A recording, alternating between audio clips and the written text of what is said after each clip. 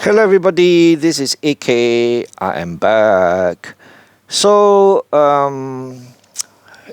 this video I'm going to talk a bit about Bitcoin, right?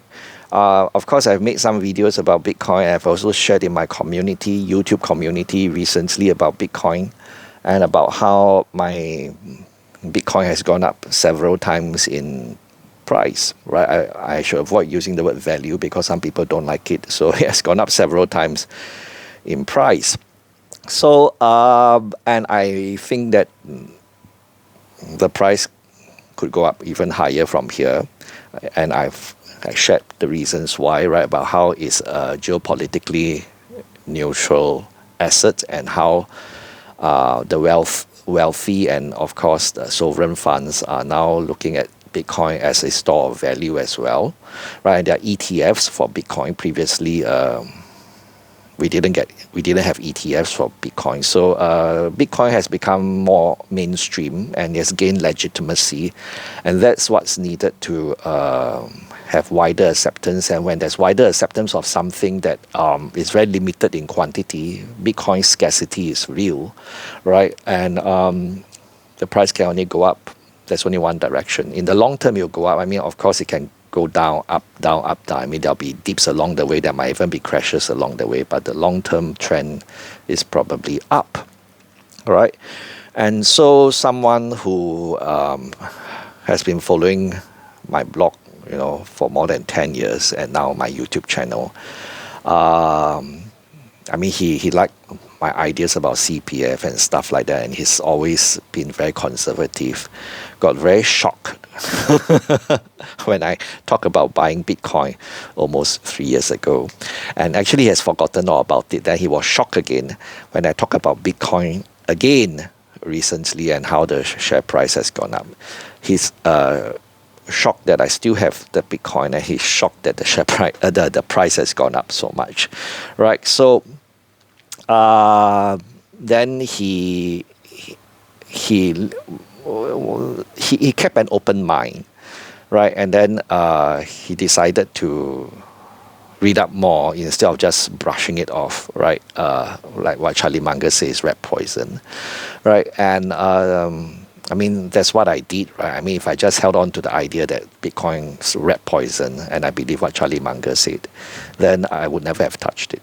Right, but I did more research into the topic, and I listened to people like Ray Dalio, whom I respect a lot. And actually, Ray Dalio was the person who gave me the final push. I mean, one of his videos gave me the final push, his video interviews, and that's Bitcoin has become has a very strong network, right? And there are many people using Bitcoin, and this network is strengthening. And when you have such a network, right, and coupled with his belief that we are going to have a paradigm shift, about how nations rise and fall and all that kind of stuff. And I think embedded in that is also the idea that the US dollar's strength will weaken. It has been weakening. And people are looking for alternatives, right? So when you take the whole thing as a package, I find it quite convincing that Bitcoin is an alternative, right, that the wealthy and nations will look towards, right? And I mean, if you're interested, you can go and Google Ray Dalio and Bitcoin and see what he has to say, right? It's not something he talks about a lot, right? But quite enlightening, right? And so now this viewer asks whether it is a good idea to buy a bit of Bitcoin, even for him.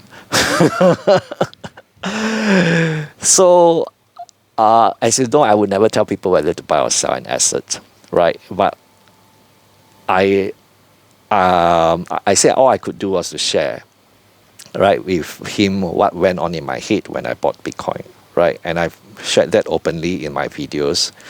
You can go and watch them again, right? I think of this as insurance as against flawed fiat currencies, right? And personally, I kept my exposure to Bitcoin small. I mean, when I bought Bitcoin, it formed like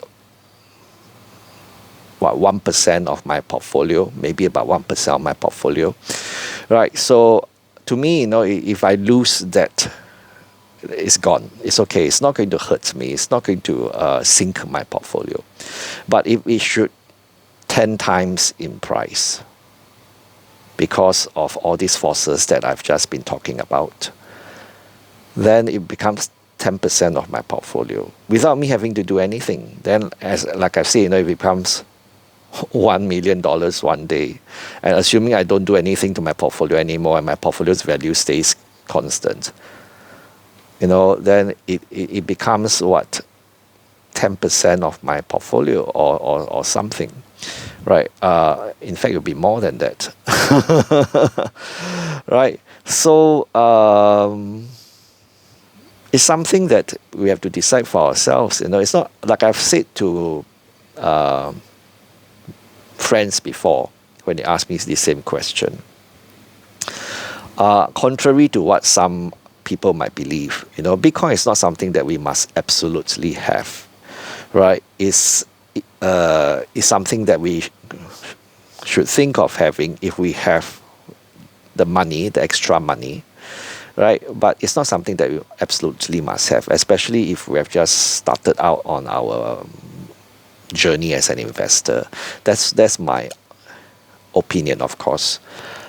And so I didn't say anything to this viewer whether he should buy or sell. I just said what I said. And then he says, okay, maybe he'll just buy $10,000 worth of Bitcoin, which is a small fraction of a Bitcoin.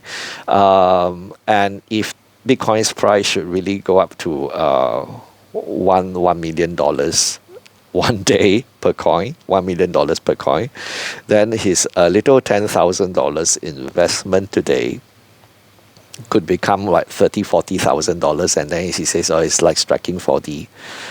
No, it's not 30,000-40,000. It's $10,000 to go up by 10 times in value. So it's $10,000 become $100,000 in value.